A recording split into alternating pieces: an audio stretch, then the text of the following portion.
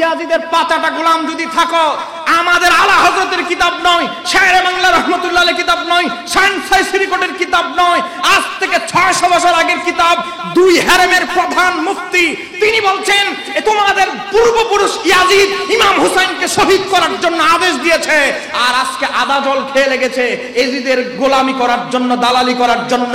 এই ইয়াজিদের দালালদেরকে বাংলাদেশে কখনো হুসাইনি প্রেমিক সহ্য করবে না, অবস্থান করতে তাদেরকে দেওয়া হবে না। কথা বলেন ঠিক কিনা? এই কিতাবের নাম আস-সাওয়াইকুল মুহরিকা, সবাই জানে। যিনি দুই হেরেম, তৎকালীন জমানা, ওনার 974 সালে ইন্তেকাল, মানে আজ থেকে 600 বছর আগের ইমাম। একটু জোরে বলেন না মারহাবা। 500-600 বছর আগের ইমাম, তিনি কত বড় মুফতি, কত বড় আলেম। ওনার যোগ্যতা সম্পর্কে আল্লামা মোল্লা আলী কারী রহমতুল্লাহ আলাইহি বলেন, মোল্লা আলী কারী হচ্ছেন ওনার ছাত্র।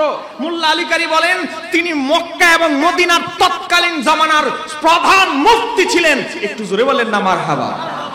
আজ থেকে 600 বছর আগে দুই হেরেমের প্রধান মুফতি শাইখুল ইসলাম, যার নামের আগে লেখা হয় সেই ইমাম ইবনে হাজার হাইতামি মক্কি, কিতাবের নাম আস-সাওয়াইকুল মুহরিকা, খণ্ড নাম্বার 2 নম্বর খণ্ডের 538 নম্বর পৃষ্ঠার মধ্যে কোন আলেম ওলামা যদি থাকেন আপনারা দেখতে পারবেন। ওয়েলকাম, আপনাদেরকে স্বাগতম। এই আস-সাওয়াইকুল মুহরিকার 538 নম্বর পৃষ্ঠার মধ্যে স্পষ্ট ভাষায় উল্লেখ রয়েছে, ও আমারা ইয়াজিদ ইবনে জিয়াদকে আদেশ করেছে, তুই ফাজা ইলাইহি, তুমি ইমাম হুসাইনের কাছে যাও, ও কাতালাহু, ইমাম হুসাইনের সাথে যুদ্ধ করো, তাকে হত্যা করো। একটু জোরে বলেন না নাউজুবিল্লাহ। কে আদেশ করেছে? হুজুর আমার আসেনি, ও আমার আসেনি। কোন ইয়াজিদের গোলাম, ইয়াজিদের পাঁচাটা গোলাম যদি থাকো, আমাদের আলা হযরতের কিতাব নয়, শায়েরে বাংলা রহমাতুল্লাহ আলাইহির কিতাব নয়, শানসাই শ্রীকোটের কিতাব নয়, আজ থেকে 600 বছর আগের কিতাব, দুই হারেমের প্রধান মুফতি তিনি বলছেন তোমাদের পূর্বপুরুষ ইয়াজিদ ইমাম হুসাইনকে শহীদ করার জন্য আদেশ দিয়েছে, আর আজকে আদা জল খেয়ে লেগেছে ইয়াজিদের গোলামি করার জন্য, দালালি করার জন্য। এই ইয়াজিদের দালালদেরকে বাংলাদেশে কখনো হুসাইনি প্রেমিক সহ্য করবে না, অবস্থান করতে তাদেরকে দেওয়া হবে না। কথা বলেন ঠিক কিনা?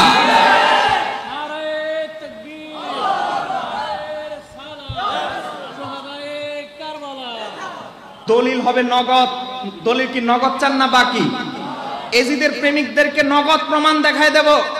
আশাবাদী যত আলোচক আসছে, কোন আলোচক দলিল বলেছে, কিতাব নগদ দেখায় নাই। দেখাইছে এমন কেউ আসছে এই 9 দিনের মধ্যে? আমি একটু, যেহেতু লেখক মানুষ, একটু দলিলটা নগদই দেখাই। কি বলেন, নগদ না বাকি? এবার দেখেন আমার হাতে যে একটা কিতাব, এই কিতাবের লেখকের কিতাব কওমি মাদ্রাসা, আলিয়া মাদ্রাসা, সুন্নি মাদ্রাসা, ওয়াহাবি মাদ্রাসা, আহলে হাদিস মাদ্রাসা, শিয়া মাদ্রাসা, কাদিয়ানীদের মাদ্রাসায়ও যার কিতাব পড়ানো হয় তার নাম নবম শতাব্দীর মুজাদ্দিদ ইমাম জালালউদ্দিন সুয়ুতী। এমনকি কওমি মাদ্রাসার একটা ক্লাসের নামও আছে জালালাইন। কথা বলেন ঠিক কিনা? সেই ইমাম জালালউদ্দিন সুয়ুতী রহমতুল্লাহ আলাইহির বিখ্যাত কিতাব তারিকুল খোলাফা, সেই তারিকুল খোলাফার 203 নম্বর পৃষ্ঠার মধ্যে, 203 নম্বর পৃষ্ঠা, এখানে আলেম ওলামা আছে। ভুয়া দলিল দেখায় গেলে আলেম ওলামা যাওয়ার পরে নয়, এখানে থাকতেই ধরবে ইনশাআল্লাহ। আলেম ওলামাদের প্রতি আমাদের বিশ্বাস আছে না নাই? আমার বাবারা ভাইরা দেখেন তারিকুল খোলাফা মিশরের ছাপা, 203 নম্বর পৃষ্ঠা। হুজুর আছেন এখানে, হুজুর এখানে দেখেন, ফাকাতাবা ইয়াজিদ ইলা ওয়াইলাইহি বিল ইরাক উবাইদুল্লাহ ইবনে জিয়াদ কিতালাহু। ইয়াজিদ লিখিতভাবে চিঠি পাঠালো, লিখিতভাবে স্বাক্ষর করে উবাইদুল্লাহ ইবনে জিয়াদের কাছে ইরাকে কুফায় চিঠি পাঠালো, হে উবাইদুল্লাহ ইবনে জিয়াদ, ইমাম হুসাইনের সাথে তুমি যুদ্ধ করো। যুদ্ধ করলে কি মানুষ বাঁচায় রাখে না মেরে ফেলে? চিন্তা করেন। হুজুর আসেনি, কিতালিহি আছে কিনা দেখেন। আলেম ওলামারা এখানে রয়েছে, যদি ভুয়া দলিল দেই আলেম ওলামারা দেখাবে। এখানে যুদ্ধের কথা ইমাম হুসাইনকে যে ফাকাতাবা সরাসরি সে নিজে লিখে উবাইদুল্লাহ ইবনে জিয়াদের কাছে চিঠি পাঠালো, ইয়াজিদ, হে উবাইদুল্লাহ ইবনে জিয়াদ, ইমাম হুসাইনের সাথে যুদ্ধ করে তাকে শহীদ করে দাও। তারপরে যারা ইয়াজিদের দালালি করে, আমি মনে করব এই যুগের 90 ইয়াজিদ হচ্ছে তারা। কথা বলেন ঠিক কিনা? যারা আজকে ইয়াজিদের অন্ধ প্রেমিক, তাদের একজন প্রিয় হুজুর নাম হচ্ছে ইবনে কাসির। আল্লামা ইবনে কাসির, আমরাও তাকে শ্রদ্ধা করি কারণ ওনার লেখনী অনেক গুরুত্বপূর্ণ কিতাব আছে। সেই আল্লামা ইবনে কাসিরের একটা কিতাব আছে, সময়ের জন্য আনতে পারি না, এটা বাংলা ইসলামিক ফাউন্ডেশন থেকে ছাপা, আমরা অনুবাদ করি নাই, এটা বাংলাদেশ সরকার ইসলামিক ফাউন্ডেশন থেকে করেছে। যে আপনারা দেখতে পারবেন, দেখেন ইসলামিক ফাউন্ডেশন, যারা বাংলা পড়তে জানেন দেখবেন, এই ইসলামিক ফাউন্ডেশনের ছাপা আল বেদায়া ওয়ান নেহায়া, আল বেদায়া ওয়ান নেহায়ার 289 নম্বর পৃষ্ঠা, প্রায় 3 জায়গার মধ্যে এসেছে ইয়াজিদ ইবনে জিয়াদকে, মানে কুফার যে গভর্নর ইবনে জিয়াদকে হুকুম দিয়েছে ইমাম হুসাইনকে জীবিত হোক মৃত হোক আমার কাছে নিয়ে আসো।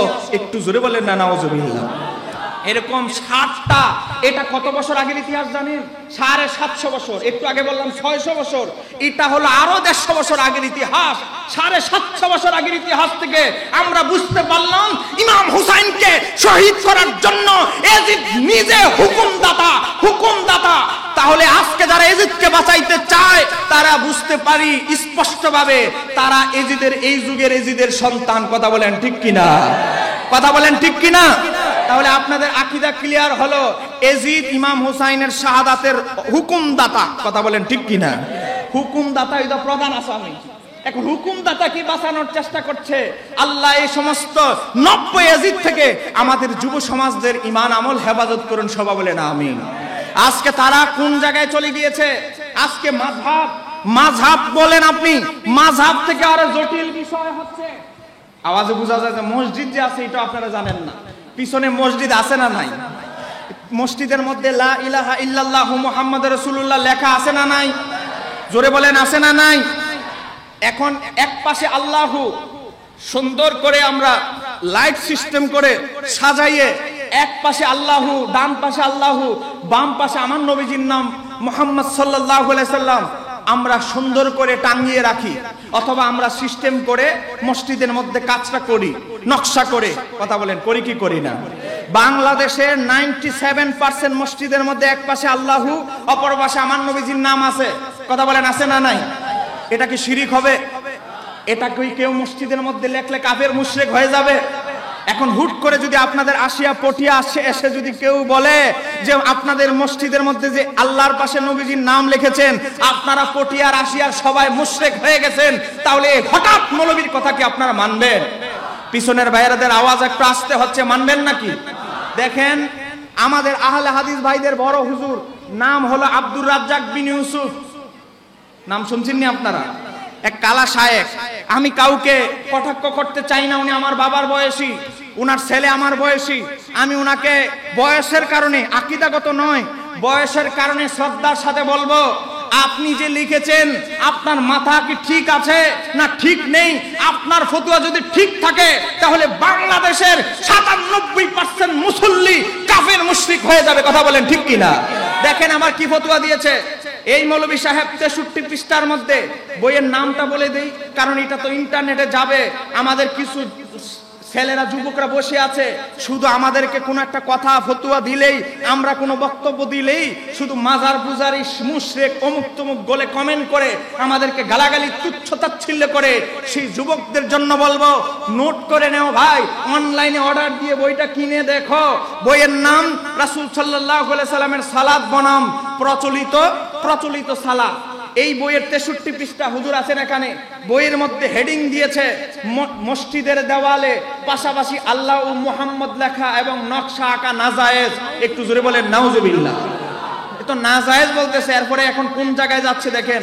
পৃথিবীর এতক্ষণ হেডিং দিল মসজিদের কথা, এবার বলতেছে দেখেন পৃথিবীর যে কোনো স্থানে পাশাপাশি আল্লাহ ও মুহাম্মদ লেখা হারাম।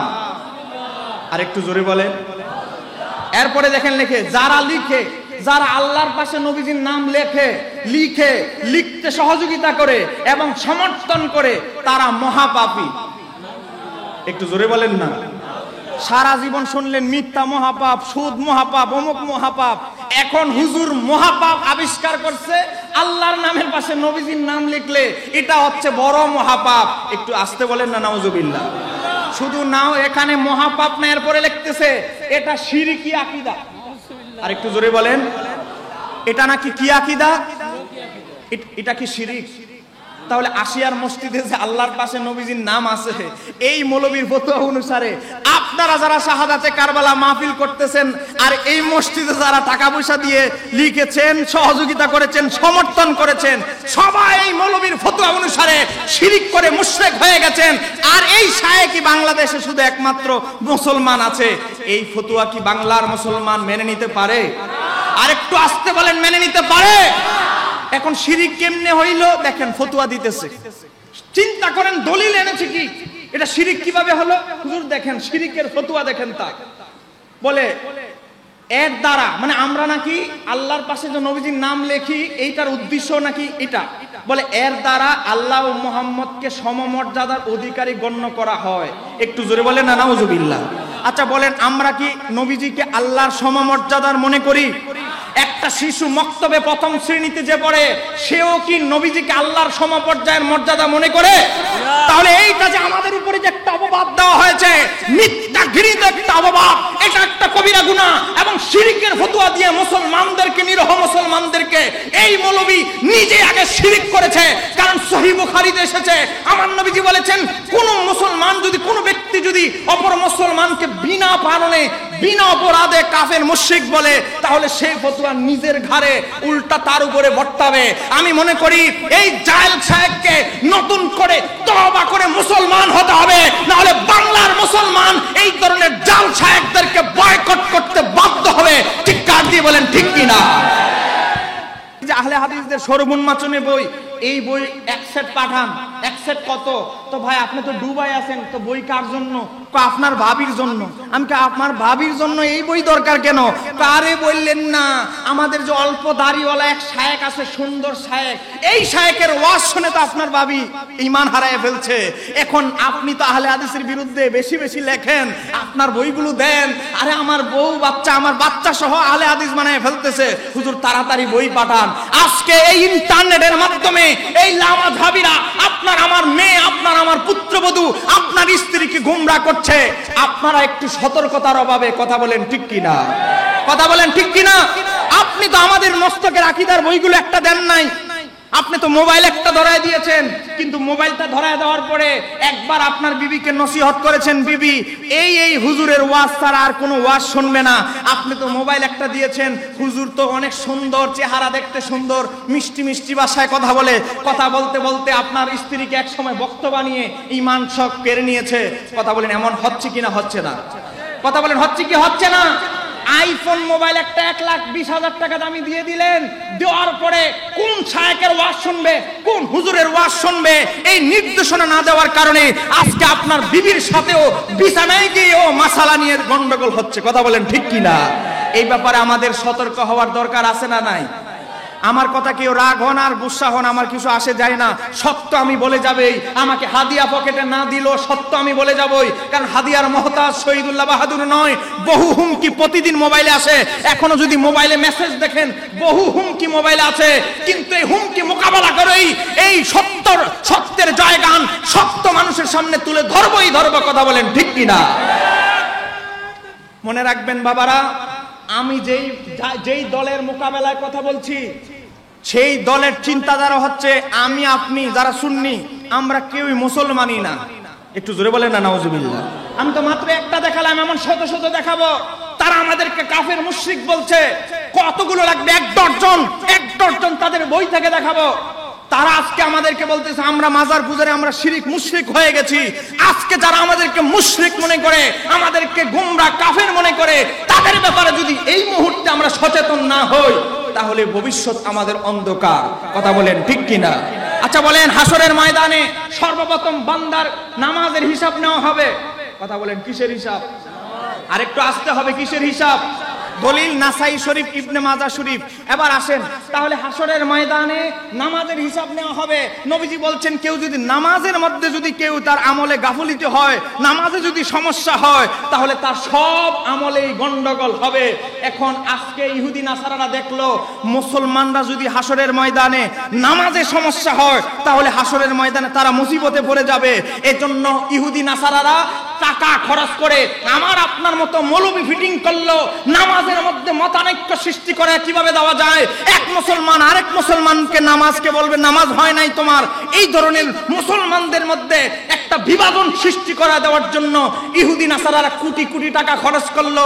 খরচ করার ফসলের কয়েকটা উদাহরণ হচ্ছে আমাদের এই জাল শায়েখদের লেখা বই। কথা বলেন ঠিক কিনা? এই একটা শায়েখ নাম বললে আপনারা চিনবেন।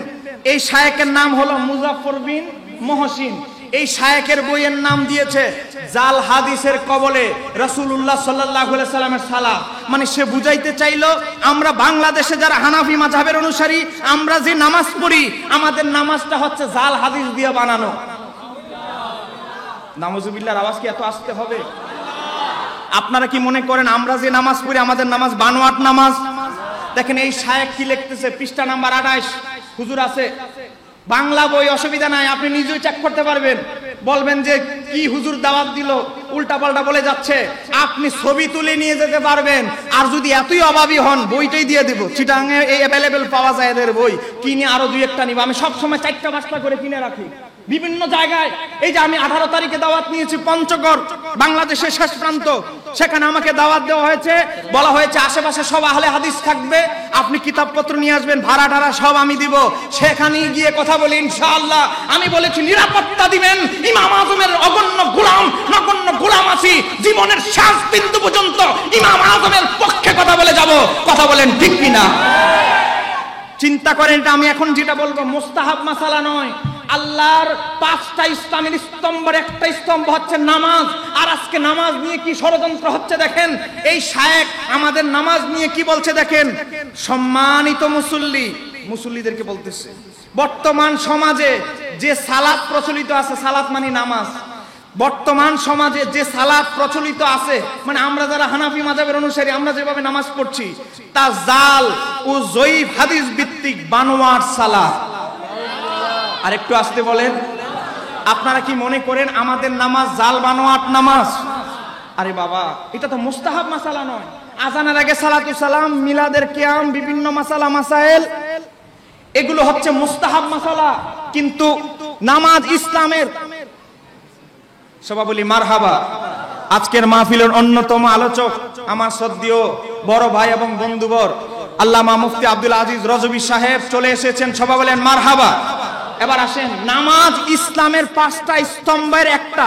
এখন আপনি সারা জীবন নাবির নিচে হাত বাঁধলেন, বারবার হাত উঠাইলেন না, আমি নাচতে বললেন, তারাবি 20 রাকাত পড়লেন, বিতির 3 রাকাত পড়লেন, হ্যাঁ জানাজার নামাজে সব তাকবীরে হাত উঠান না, এক তাকবীর। কথা বলেন না? আপনাদের এলাকায় মনে জানাজার নামাজ হয় নাই নাকি? কথা বলেন, হয় নাই নাকি? জানাজার নামাজ কি হয়েছে? হয় নাই? আহা, আওয়াজে বোঝা যায় যে জানাজার নামাজ মনে হয় আপনাদের এলাকায় কখনো হয় নাই। এখন আমাদের শায়েখরা দেখেন বই লিখেছে, দেখেন আব্দুর রাজ্জাক বিন ইউসুফ, বইয়ের নাম জাল হাদিস রাসূল সাল্লাল্লাহু আলাইহি সাল্লামের সালাত বনাম প্রচলিত সালাত। এক সময় আমরা তাদের বইয়ের নাম মাহফিলের মঞ্চে বলতাম না, তাদের বইয়ের প্রচার হয়ে যায় বলে, কিন্তু তারা এখন বুস্টিং টাকা খরচ করে ইন্টারনেটে তারা মানুষদের কাছে প্রচার করার জন্য লক্ষ লক্ষ টাকা খরচ করছে। এজন্য এই পরিস্থিতিতে মাঠে মঞ্চে বলাটা আমাদের জন্য অপরিহার্য হয়ে গেছে। কথা বলেন ঠিক কিনা? দেখেন সারা জীবন নামাজ পড়লেন, জানাজায় শুধু এক তাকবীর হাত উঠাইলেন, প্রতি তাকবীরে নয়, ঈদের নামাজের তাকবীরে আপনার হাত উঠান। এখন শায়েখ বলতেছে জানাজার সালাতে প্রতি তাকবীরেই হাত উঠাতে হবে, না হলে জানাজার নামাজ হবে না। বলেন এই মাসালা কি কখনো শুনেছেন? আচ্ছা আরেকটা মাসালা, আচ্ছা জানাজায় আপনারা কি একদিকে সালাম ফিরান না 2 দিকে ফিরান? একটু আওয়াজ দেন না ভাই, কয় দিকে? এখন এই শায়েখ বই লিখেছে জানাজার সালাতে শুধু ডান দিকে একবার সালাম ফিরানোই উত্তম সুন্নত। একটু জোরে বলেন না নাউজুবিল্লাহ। আচ্ছা বলেন জানাজায় এই যে আমাদের মাইয়াতকে দাফন করার আগে তাকে কাফনের কাপড় পরাইতে হয়, হয় কি হয় না? আর একটু জোরে বলেন হয় কি না? এগুলো কি আজকে আপনারা যেগুলো সব সময় জেনে এসেছেন, আজকে কি এগুলো আপনাদেরকে, আপনাদের যুবক ছেলেদেরকে কি শিক্ষা দিচ্ছে দেখেন। সারা জীবন শুনলাম পুরুষদেরকে 3 কাপড়, বলেন কয় কাপড়? মহিলাদের আরেকটু জোরে বলেন মহিলাদের। এখন শায়েখ লিখতেছে পুরুষ নারী সবাইকেই 3 কাপড়ে দাফন করতে হবে, না হলে দাফন পরিপূর্ণ হবে না। বইয়ের পৃষ্ঠা নাম্বার 296। এখন বলেন এই মাসালা জীবনে শুনছেন? চিন্তা করেন জানাজা নিয়ে, জানাজার দাফন করার পরে দোয়া, এতদিন বলেছে জানাজার পরে দোয়া বেদাত, এখন শায়েখরা উঠে পড়ে লেগেছে বলে জানাজার পরে তো দূরের কথা, দাফনের পরেও দোয়া করা বেদাত। আর একটু জোরে বলেন। আজকে কোথায় আসছে দেখেন, আজকে একটা মাইয়েত মৃত ব্যক্তি আপনার কাছ থেকে চলে গেছে, সে আমাদের কাছে দোয়া ছাড়া আর কিছুই চাচ্ছে না। আজকে বলছে তাদের জন্য দোয়া করা যাবে না। আবার আমাদের এক হুজুর বের হয়েছে, জানাজার পরে দোয়া করবে, দাফনের পরে বলে কিবলামুখী হয়ে দোয়া করে। বলেন কিসের দিকে দোয়া করেন? কিবলামুখী হয়ে দোয়া করেন। অথচ এই আহলে হাদিসদের ইমাম, আমাদের দেওবন্দি ভাইদের ইমাম শাইখুল ইসলাম ইবনে তাইমিয়া, যাকে শাইখুল ইসলাম বলে, ইবনে তাইমিয়ার কিতাবের নাম ইক্তেদাউস সিরাতুল মুস্তাকিম, পৃষ্ঠা নম্বর 276, সেখানের মধ্যে উল্লেখ করেছে তিরমিজি শরীফের বরাতে হযরত আব্দুল্লাহ ইবনে আব্বাস রাদিয়াল্লাহু তাআলা বর্ণনা করছেন, আমার নবীজি যখন জান্নাতুল বাকির কাছে গেলেন, যাওয়ার পরে জান্নাত আকবাল আলাইহিম বিওয়াজহিহি, আমার নবীজির চেহারা আনোয়ার জান্নাতুল বাকির দিকে ফিরাইলেন আর বললেন আসসালামু আলাইকুম ইয়া আহলাল কবর। কবর জিয়ারত করলেন। আপনারা বলেন আসিয়ার ভাইরা, নবীজি যদি কবরের দিকে ফিরে মুনাজাত করে দোয়া করে, আমরা কি কবরের দিকে ফিরে করব না অন্য দিকে? আর একটু জোরে বলেন কোন দিকে? আবার এই দলিলটা আহলে হাদিস ভাইদের কিতাবে আছে, ও আবার উনাদের বড় ইমাম ইবনে তাইমিয়ার কিতাবে, নিজেদের কিতাবেরই ঠিকমতো খবর নাই। এজন্য আমি বলি এই লামাযাবিদের সাথে, তাদের সাথে যদি আমাদের মুনাজারা হয়, আমাদের কিতাব থেকে নয়, হানাফিদের কিতাব থেকে নয়, তাদের গুরুদের কিতাবের মধ্যে যত দলিল আছে হানাফি মাযহাবের পক্ষে, এগুলো দিয়েই লামাযাবিদেরকে পরাজিত করা যাবে। কথা বলেন ঠিক কি না? কথা বলেন ঠিক কি না? আমার বাবার ভাইয়েরা, যেখানে আজকে মাযহাবের কথা বলবো, যেখানে আজকে কালেমায়ে তৈয়বা নিয়ে ষড়যন্ত্র, কালেমাই পর্যন্ত মানতে চায় না, নবীজির সাথে আল্লাহর নাম এটাই সহ্য করতে চায় না। তুমি কত জায়গায় কাটবে? আমার আল্লাহ আরশে আজিমের মধ্যে আমার নবীজির নাম খোদাই করে রেখেছে, তুমি মোল্লা ফতুয়া দিয়ে আরশে আজিমের পায়া থেকে আমার নবীজির নাম কাটো। কথা বলেন ঠিক কিনা? এই কিতাবটা লেখা হয়েছে আজ থেকে 1100 বছর আগে। বলেন কয়শো বছর? 1100 বছর কি আসিয়ায় ইসলাম আসছিল? 700 বছর আগে শাহজালাল ইয়ামানি আসছে। আমি বলতেছি আরো আগে 1100 বছর আগের লেখক ইমাম হাকিম নিশাপুরি আল মুস্তাদরাক আলা সহিহাইন, ইমাম হাকিম খণ্ড নাম্বার 3 দারুল ফিকুর ইলমিয়া, এটা বাংলাদেশের ছাপা নয়, বৈরুত লেবানন থেকে আনা। সেই কিতাবের সময় যেহেতু কম, সময়ের জন্য বলতে পারছি না, 216 নাম্বার পৃষ্ঠার মধ্যে আসেন ইমাম হাকিম নিশাপুরি আল মুস্তাদরাক। আমি এখানে দেখেন হলুদ কালি দিয়ে আমি মার্ক করে রেখেছি, কোন যুবক ভাইয়ের সন্দেহ হলে ছবি তুলে নিয়ে যাবেন।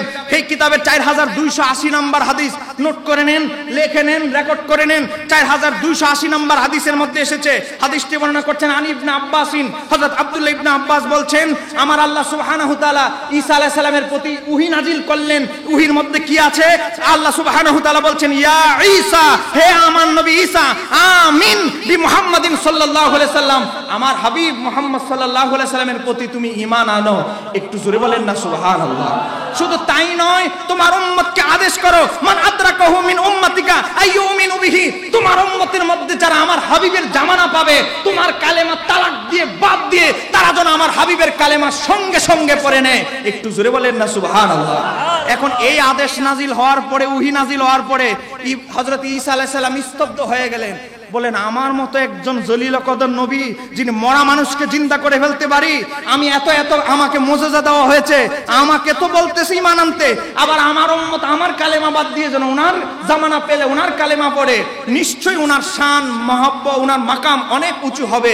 এটা হযরত ঈসা আলাইহিস সালাম মনে মনে ভেবেছেন, জবানে এখনো আনেন নাই, শুধু মনে মনে ভাবতে দেরি। আমার আল্লাহ ঈসা আলাইহিস সালামকে, জিবরাইল আলাইহিস সালামকে পাঠালেন, জিবরাইল যাও তুমি ঈসা আলাইহিস সালামকে আমার হাবিবের শান মান তুলে ধরো। তখন ঈসা আলাইহিস সালাম আমার নবীজির 3টা শান তুলে ধরলেন। এবার আসেন, আমার নবী ঈসা আলাইহিস সালাম বলছে, ফালাউলা মুহাম্মাদুন মা খলাকতু আদম, আমি যদি মুহাম্মদ সাল্লাল্লাহু আলাইহি সাল্লামকে না বানাতাম, হে ঈসা নবী, আল্লাহ বলছেন, তাহলে হযরতে মুহাম্মদ সাল্লাল্লাহু আলাইহি সাল্লামকে না বানালে হযরত আদমকেও বানানো হতো না। একটু জোরে বলেন না সুবহানাল্লাহ। তাহলে আমরা সবাই বনি আদমের সন্তান। কথা বলেন ঠিক কিনা? আমাদের বাপ না হলে কি আমরা আসতাম? কথা বলেন, বাপ ছাড়া কি আসতাম নাকি? তাহলে আদম আলাইহিস সালামকে বানানো হতো না যদি আমার নবীকে না বানানো হতো। শুধু তাই নয়, ওয়ালাউলা মুহাম্মাদুন মা খালাকতুল জান্নাতা ওয়ালান নারা, যদি আপনার আমার নবীকে যদি না বানানো হতো, জান্নাতে বানানো হতো না, জাহান্নামে বানানো হতো না। একটু জোরে বলেন না সুবহানাল্লাহ। শুধু তাই নয়, শান নাম্বার 2, 3 নাম্বার শান জিব্রাইল বর্ণনা করছে। তারপরে জিব্রাইল বলছে ওয়ালাকাদ খলাকতুল আরশ আলাল মাই, যখন আল্লাহ আরশকে পানির উপরে রাখলেন, ফাসতারাবা, তখন আরশ কম্পন, ভূমিকম্পের মতো কাঁপতে লাগলো। তখন ফেরেশতারা বলল আরশ বহনকারী, হে আল্লাহ, আরশ তো কম্পন করতে লাগলো, এখন আপনি কিছু একটা করেন। আমার আল্লাহ সুবহানাহু ওয়া তাআলা বললেন ফাকাতাবতু আলাইহি লা ইলাহা ইল্লাল্লাহু মুহাম্মাদুর রাসূলুল্লাহ, হে আরশ বহনকারী ফেরেশতারা, আমার নামের সাথে আমার হাবিবের নাম লিখে দাও। তারপরে কি হলো? জিব্রাইল আলাইহিস সালাম বলছে ফাসাকানা, আরশ সঙ্গে সঙ্গে স্থির হয়ে গেল। একটু জোরে বলেন না সুবহানাল্লাহ। তাহলে আজকে যেই মোল্লারা আমার নবীজির নাম মসজিদ থেকে কাটতে চায় তোমার ফতোয়া দিয়ে, এখনো বাংলার জমিনে লক্ষ লক্ষ কোটি কোটি হানাফি মুসলমান আছে, তুমি কয়টা মসজিদে কাটবে? তুমি সারা পৃথিবী থেকে আমার নবীজির নাম কাটলেও আরশে আজিমের পায়া থেকে ফতোয়া দিয়ে কাটতে পারবে? আরেকটু জোরে বলেন, পারবে? আমার বাবারা, ভাইয়েরা, এবার আসেন, আপনারা কি মনে করেন গাউস পাক আব্দুল কাদের জিলানীকে আমাদের চাইতে কম বুঝতেন না অনেক বেশি বুঝতেন? আর একটু জোরে বলেন। গাউস পাক জীবনের অর্ধেকের বেশি অংশ, মনোযোগ, অর্ধেকের বেশি অংশ ছিল হানাফি মাযহাবের অনুসারী। কথা বলেন, কোন মাযহাবের? পরে হাম্বলি হলেন। কিভাবে হলেন? ইমাম ইবনে হাজার আসকালানী, সময় যেহেতু কম, গাউস পাকের আলোচনার বিষয় নয়, সময় যেহেতু কম, শুনুন। ইমাম ইবনে হাজার আসকালানী গাউস পাকের কারামাত লিখতে গিয়ে বলছেন, গাউস পাক যখন একদিন ইমাম আহমদ ইবনে হাম্বলের মাজার জিয়ারত করতে গেলেন, ইমাম আহমদ ইবনে হাম্বল ওনার মাজার থেকে বের হয়ে আসলেন। একটু জোরে বলেন না সুবহানাল্লাহ। ইমাম হযরত আমাদের তরিকতার ইমাম হযরত গাউস পাক ইমাম আহমদের সাথে কথা বলা শুরু করলেন। ইমাম আহমদ বললেন, হে শায়েখ আব্দুল কাদের জিলানী, এই জামানায় হাম্বলি মাযহাবের, মানে আমার মাযহাবের একদম অনুসারী বিলুপ্ত হয়ে গেছে বললেই চলে। তুমি যদি আমার মাযহাবকে অনুসরণ করো, তোমাকে মহব্বত করে অনেক লোক আমার মাযহাবের অনুসরণ করবে। তার কারণে গাউস পাক শেষ জীবনে হাম্বলি মাযহাবের অনুসারী ছিলেন। কিন্তু তিনি যখন গুনিয়াতুত তালিবিন লিখতে গেলেন, সেই গুনিয়াতুত তালিবিনের মধ্যে সবার আগে মাসালা বয়ান করতে গিয়ে হানাফি মাযহাবের মতকে আগে তুলে ধরেছেন, তারপরে হাম্বলি মাযহাবেরটা তুলে ধরেছেন। একটু জোরে বলেন না সুবহানাল্লাহ। এখন গাউস পাকের চেয়ে বড় বুজুর্গ কি আপনাদের পটিয়ার মধ্যে আছে বাংলাদেশে? ইমাম মাহদী আলাইহিস সালামের আগ পর্যন্ত, কিয়ামত পর্যন্ত আর কেউ হবে? হবে একজন, সে হচ্ছে ইমাম মাহদী। এর আগে আর কেউ হবে? তাহলে গাউস পাকের মতো লোক যদি মাযহাব মানে এত বড় জ্ঞানী হওয়ার পরেও, তাহলে এই সমস্ত জাল শায়েখরা কি গাউস পাকের চেয়ে বড় ইমাম হয়ে গেছে?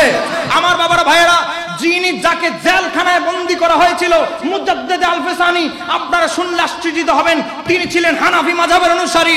এত বড় জেলের মধ্যে বন্দী করেও যাকে আটকে রাখতে পারেনি, তিনি যদি মাযহাবের অনুসারী হয়। খাজা গরিবে নওয়াজ, এত বড় আল্লাহর ওয়ালি, যিনি আনা সাগরের পানি লুটার মধ্যে ভরে ফেলেছিলেন, ওনার মতো লোক যদি হানাফি মাযহাবের অনুসারী হয়, আমরা আপনি কি ওনাদের চাইতে বড় বুজুর্গ হয়ে গেছি? আরেকটু জোরে বলেন, বুজুর্গ হয়ে গেছি।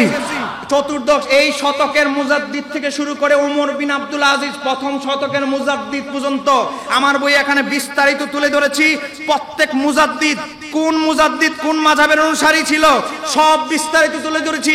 এরপরে আপনি দেখেন 278 নম্বর পৃষ্ঠা থেকে সিহাসিত্তার 6 ইমাম, যাদের কিতাব পড়ে আজকে আমরা হাদিস শোনাই, আপনারাও নিজেরাও খতনে বুখারী করেছেন, সেই ইমাম বুখারী রাহমাতুল্লাহ আলাইহি পর্যন্ত মশহুর প্রসিদ্ধ মত হচ্ছে তিনি শাফি মাযহাবের অনুসারী ছিলেন। তারপরে তিনি নিজে মুস্তাহিদ ছিলেন, মাসালা গবেষণা করার, বের করার মতো যোগ্যতা ছিল। ইমাম মুসলিম রাহমাতুল্লাহ আলাইহি নিজে মুস্তাহিদ ছিলেন। তারপরে আমাদের আহলে হাদিস ভাইদের বড় হুজুর নওয়াব সিদ্দিক হাসান খান ভূপালী, ওনার কিতাবের নাম আল হিত্তা ফি যিকরি সিহা আস-সিত্তা, 198 নম্বর পৃষ্ঠার মধ্যে আহলে হাদিসদের বড় হুজুর লিখেছে ইমাম মুসলিম রাহমাতুল্লাহ আলাইহি শাফি মাযহাবের অনুসারী ছিল। তাহলে 6 লক্ষ হাদিস যার মুখস্থ ছিল, সেই ইমাম মুসলিম যদি হানাফ মুসলিম শাফি মাযহাবের অনুসারী হয়ে থাকে, তাহলে আমরা কি ইমাম মুসলিমের চাইতে বড় হুজুর হয়ে গেছি? এই কথা বলেন, বড় হুজুর হয়ে গেছি? আমার বাবারা, ভাইয়েরা, তারপরে আসেন সিয়াসিত্তার ইমাম আবু দাউদ, তিনি হাম্বলি মাযহাবের ছিলেন, এতে কোনো দ্বিমত নেই। তিনি 4 লক্ষ হাদিসের হাফেজ ছিলেন। 4 লাখ মনে হয় কিছুই না, নাকি? 4 লাখ টাকা গড়ে কারো সরাসরি 4 লাখ টাকা আছে এরকম লোক সহজে পকেটে হাত দিলে পাওয়া যাবে বা গড়ে গলেই পাওয়া যাবে খুব কম লোক আছেন, কথা বলেন ঠিক কিনা? আর 4 লক্ষ হাদিস ইমাম আবু দাউদের মুখস্থ ছিল। সেই ইমাম আবু দাউদ হাম্বলি মাযহাবের অনুসারী, ইমাম আহমদের মাযহাবের অনুসারী।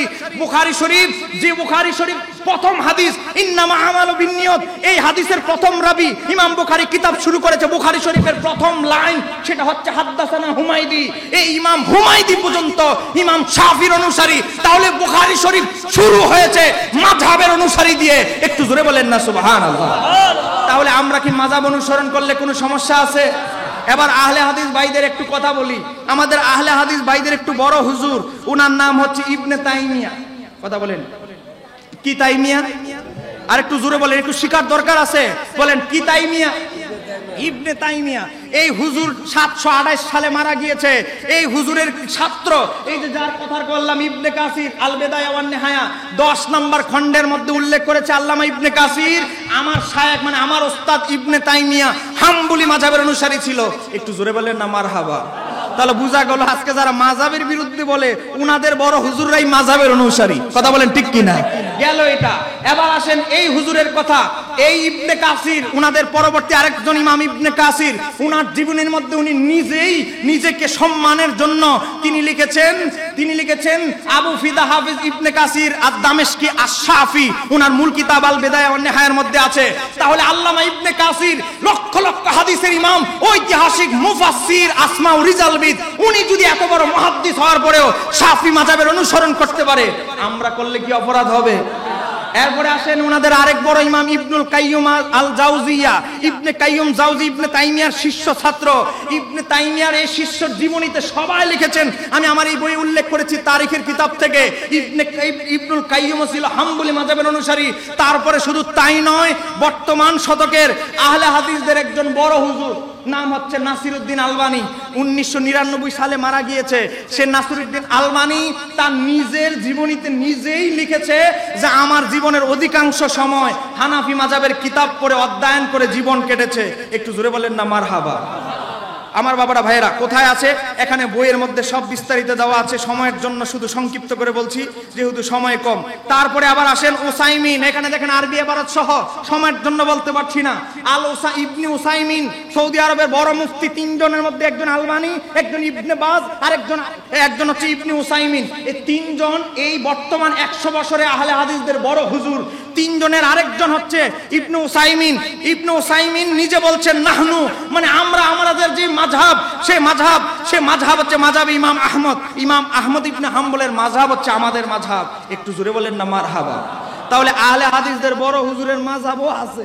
তারপরে আসেন উনাদের আরেকজন বড় হুজুর, নাম হচ্ছে ইবনে বাজ। ইবনে বাজের মাযহাব দেখেন। ইবনে বাজের মাযহাবের কথা আমরা কি বলবো? ইবনে বাজ নিজেই বলছে, ইবনে বাজের নিজের কিতাব আল মাজমুআয়ে ফতোয়া ইবনে বাজ, সেখানের মধ্যে বলছেন, সেখানের মধ্যে নিজে বলছেন আমরা হচ্ছে হানাফি মাযহাবের অনুসারী, হাম্বলি মাযহাবের অনুসারী। শুধু এখানে সব তাদের বিস্তারিত দেওয়া আছে। তাদের আরো অনেক অপরিশুদ্ধ শায়েখ আছে, আপনারা নাম চিনবেন না, তাদের কথা বললাম না। তাহলে কি বুঝতে পারলাম? হাদিসের ইমাম মুজাদ্দিদগণ, হাদিসের বড় বড় ইমামগণ, এমনকি আহলে হাদিসদেরও বড় বড় হুজুরগণ মাযহাব মেনেছেন, মাযহাব মানাকে ওয়াজিব মেনে নিয়েছেন, আলেম এত বড় আলেম হওয়ার পরেও। আর আমরা তো কোরআন হাদিস থেকে মাসালা, একটা নরমাল মাসালা বের করার যোগ্যতা নেই। আমাদের জন্য মাযহাব দরকার আছে না নাই? আর একটু আসতে বলেন, দরকার আছে না নাই? আমার বাবারা ভাইয়েরা, মাযহাবটা এই জন্যই মানতে হবে। মাযহাব মানতে হবে যেই বিষয়ে সুস্পষ্ট কোরআন এবং হাদিসের মধ্যে কোনো আলোচনা নাই। আবার অনেক সময় আলোচনা আছে কিন্তু এই বিষয়ে একই বিষয়ে একাধিক রকম বর্ণনা। কথা বুঝতে পেরেছেন? এখন আপনারা তো সাধারণ মানুষ, এত লক্ষ লক্ষ হাদিস গবেষণা করে বের করবেন সেই যোগ্যতা সময় আপনাদের নাই। এই জন্য মাযহাবের ইমামরা ইজতিহাদ মানে গবেষণা করে আমাদের জন্য সহজ মত রায় পেশ করেছেন। এই মতটাকে অনুসরণ করার নামই হচ্ছে মাযহাব। একটু জোরে বলেন না মারহাবা। দুই একটা উদাহরণ দিয়ে আমার আলোচনা শেষ করে দিয়েছি, উদাহরণ দিচ্ছি। 1 নম্বরে আসেন, সহিহ বুখারী শরীফের হাদিসে এসেছে, সহিহ মুসলিমের 353 নম্বর হাদিস, মা আয়েশা সিদ্দিকা রাদিয়াল্লাহু তাআলা বলেছেন, তোমরা আগুনে পাকানো খাবার খাইলে নবীজি বলছেন তোমরা কি করবে? ওযু করবে। মনোযোগ। এখন আপনারা গরুর মাংস পাক করে খাওয়ার পরে কি ওযু করেন? মনে করেন ওযু করেছেন, ওযু অবস্থায় যদি কেউ গরুর মাংস খান, বকরির মাংস খান, দুম্বার মাংস খান, তাহলে কি আপনার ওযু করতে হবে? ওযু কি ভেঙে গেছে? কিন্তু সহিহ মুসলিমের 353 নম্বর হাদিসে বলছে, নবীজি বলতেছে তোমরা যদি আগুনে পাকানো খাবার খাও বা গরুর গোশত যেটাই হোক, তাহলে তোমরা ওযু করতে হবে। এবার আসেন, আবার সে নবীজি অন্য হাদিসে বলতেছে, সাইয়েদনা আবু হুরায়রা বর্ণনা করছেন, এটা হচ্ছে সহিহ মুসলিমের 352, এটা বললাম 353, 352 নম্বর হাদিসে নবীজি বলছেন, হযরত আবু হুরায়রা বলছেন, নবীজি বলছেন তোমরা রান্না করা জিনিস খাওয়ার পরে ওযু করতে হবে না। তখন হাদিস কয় রকমের হলো? একটু জোরে বলেন, কয় রকম? তো এখন কি আপনি দুটোটা মানতে পারবেন?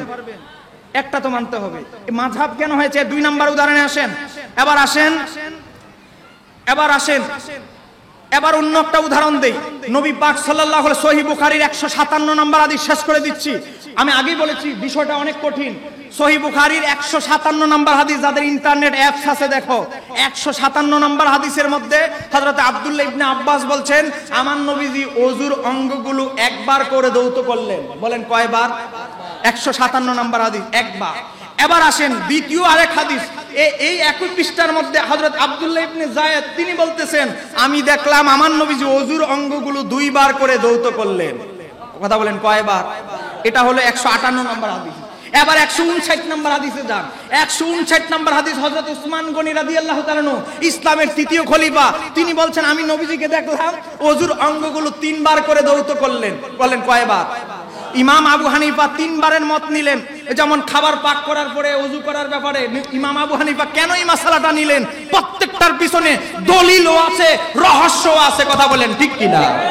আমার বাবারা ভাইয়েরা, এই জন্যই যে বিপরীত একই বিষয়ে তৃতীয় রকম রওয়ায়াত, এজন্য ইমাম আবু হানিফা গবেষণা করলেন অন্য সাহাবীদের চাইতে খোলাফায়ে রাশিদিনের মর্যাদা বেশি, আর খোলাফায়ে রাশিদিন আমার নবীজির পিছে পিছে সবচেয়ে বেশি থাকতেন, এজন্য অন্য সাহাবীদের চাইতে খোলাফায়ে রাশিদিনের বর্ণনাটাই সবচেয়ে গ্রহণযোগ্য, সবচেয়ে উত্তম। ওটাও সহিহ ঠিক আছে, কিন্তু উত্তমের উপরে উত্তম আছে। কথা বলেন ঠিক কিনা?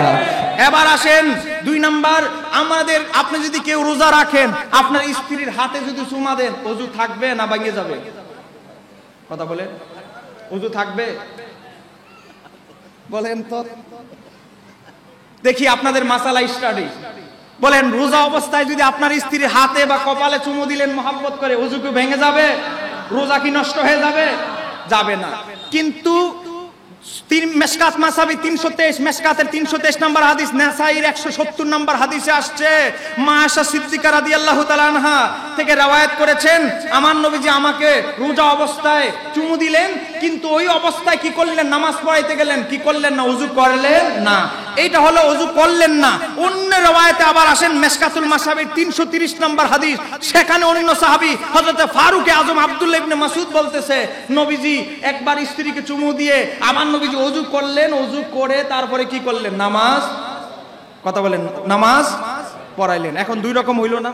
মা আয়েশা সিদ্দিকা একরকম বর্ণনা করতেছে, আমাকে চুমু দিয়ে, নবীজির এক বিবিকে চুমু দিয়ে ওযু ছাড়াই নামাজ পড়ায় ফেললেন। আবার হযরত ওমর রাদিয়াল্লাহু তাআলা বর্ণনা করতেছে ওযু করলেন। এখন কয় রকম হইল? কথা বলেন কয় রকম? আমি 100 দেখাইতে পারবো, সময় নাই বলে আমার এই বইয়ে 100-র উপরে তুলে ধরেছি। তারপরে আবার আসেন, আপনারা কেউ মাইন্ড করবেন, এখানে অনেক বাচ্চা ছেলে আছে, হঠাৎ করে নামাজ পড়তে গিয়ে যদি কেউ হাত একটু লড়ে চড়ে যায়, আপনার গোপন অঙ্গে স্পর্শ করে ফেলে মাসালা বুঝানোর জন্য, তাহলে কি ওযু করতে হবে? নামাজ কি নষ্ট হয়ে যাবে? এটা হলো এটা ইমাম আজমের ফতোয়া। কিন্তু মুসনাদে আহমদ ইবনে হাম্বল আব্দুল্লাহ ইবনে আমর ইবনে আস রাদিয়াল্লাহু তাআলা বর্ণনা করছেন, নবীজি বলছেন কেউ যদি ওযু অবস্থায় তার হাত এভাবে স্পর্শ করে ফেলে, তাহলে কি করতে হবে? ওযু করতে হবে। এখন হাদিস কয় রকম হইল? এক হাদিসে বলতেছে ওযু করার দরকার নাই, আরেক হাদিসে বলতেছে হাত যদি স্পর্শ করে তাহলে কি করতে হবে? ওযু করতে হবে। কয় রকম হইল? 2 রকম। মা আয়েশা সিদ্দিকা রাদিয়াল্লাহু তাআলা আনহা বলতেছে, নবীজি মেরাজে আল্লাহকে দেখেছে, দেখে নাই। সহিহ বুখারীর সহিহ মুসলিমের হাদিস, তিরমিজির হাদিস, হযরত আব্দুল্লাহ ইবনে আব্বাস, হযরত আনাস, হযরতে আবু যর গিফারি, 5 জন সাহাবী বলতেছে, নবীজি রাআইতু রাব্বি তাবারাকা ওয়া তাআলা, মুসনাদ আহমদ ইবনে হাম্বলের 2508 নম্বর হাদিস। জমহুর সাহাবীরা বলছে নবীজি মেরাজে আল্লাহকে দেখেছে। এখন 2-1 জন বর্ণনা করছে নবীজি আল্লাহকে দেখে নাই। এখন কয় রকম হইল? কথা বলেন কয় রকম? এই এত রকমের মাসালা দেখেন, আমি উদাহরণ কতগুলো দিব আপনাদেরকে। এত রকমের হাদিস, সবগুলো সহিহ সনদ, এতগুলো ইখতিলাফ হওয়ার কারণে এখানে আলিম ওলামারা সবাই রয়েছেন জানেন। সহিহ বুখারীতে হযরত হুযায়ফা ইবনে ইয়ামান থেকে এসেছে, আমার নবীজি এক ময়লা স্তূপের সামনে গিয়ে দাঁড়ায়া প্রস্রাব মোবারক করেছেন, হাদিস।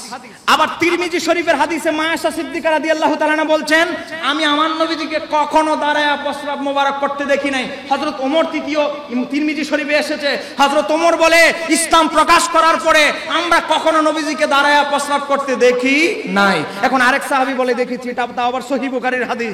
তাহলে সব হাদিস অনুসরণ করা যাবে না।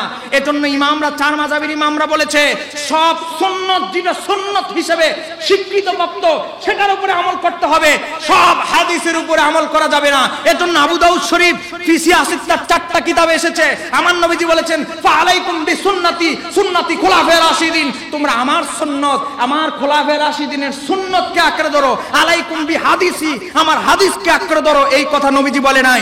তাহলে আমরা অনুসরণ করতে হবে সুন্নাত, হাদিস নয়। কথা বলেন ঠিক কিনা?